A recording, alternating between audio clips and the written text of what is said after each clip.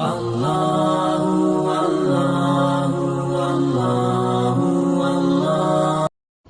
الحمد للہ وحدہ لا شریک لہ والصلاة والسلام علی من لا نبی بعدہ، اما بعد۔ میرے واجب الاحترام دوستوں اور عزیز طلبہ اکرام ساتھیوں، ہماری بات چل رہی تھی نمازوں کے ممنوع اوقات کے بارے میں۔ اچھا، تو آج کے درس میں ہم خطبے کے دوران نماز پڑھنے کے بارے میں بات کریں گے کہ آیا خطبے کے دوران نماز پڑھنا کیسا ہے۔ اہل سنت والجماعت احناف کے نزدیک خطبے کے دوران نماز پڑھنے کا کیا حکم ہے۔ کچھ لوگ جمعے کے دن دیر سے آتے ہیں باہر سے، مسجد میں آ کر جب امام خطبہ دے رہا ہوتا ہے تو وہ سنتوں میں لگ جاتے ہیں۔ یہ بات بالکل غلط ہے، اور کچھ لوگوں کی عادت ہے کہ وہ پیچھے جو آخر والی صفیں ہوتی ہیں ان میں بیٹھ کے باتوں میں لگے ہوتے ہیں۔ باتوں میں بھی لگنا غلط ہے۔ حدیث پاک میں منع کیا گیا ہے کہ خطبے کے دوران نہ تو نماز جائز ہے اور نہ بات چیت کرنا جائز ہے۔ خاموشی سے امام کا خطبہ سنیں اور فرض نماز کو پورا کریں۔ اچھا، تو حدیث میں آتا ہے عن ابن عمر رضی اللہ تعالی عنہما قال سمعت النبی صلی اللہ علیہ وسلم یقول اذا دخل احدکم المسجد والامام على المنبر فلا صلاة ولا كلام حتى يفرغ الامام۔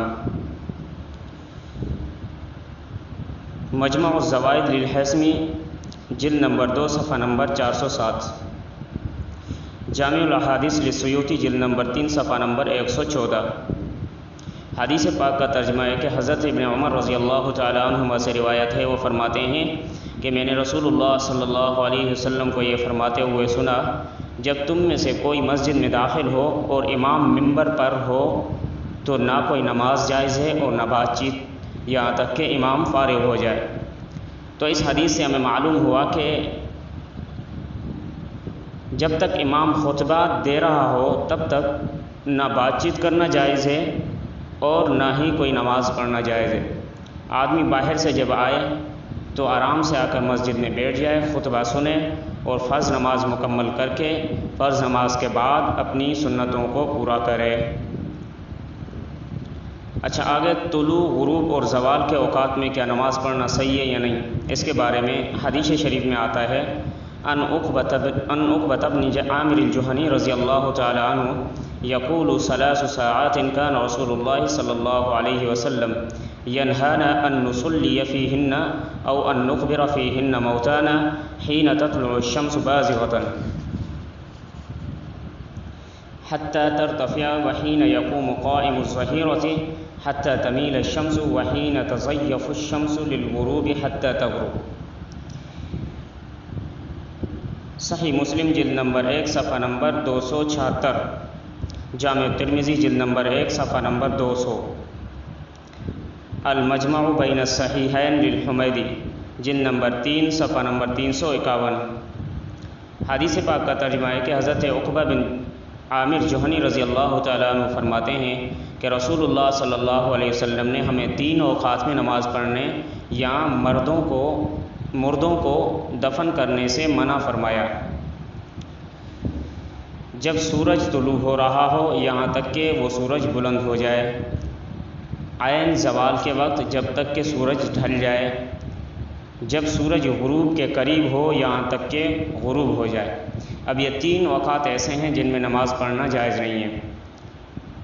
طلوع آفتاب کے وقت، عین زوال کے وقت اور غروب آفتاب کے وقت، ان تینوں اوقات میں نماز جائز نہیں ہے۔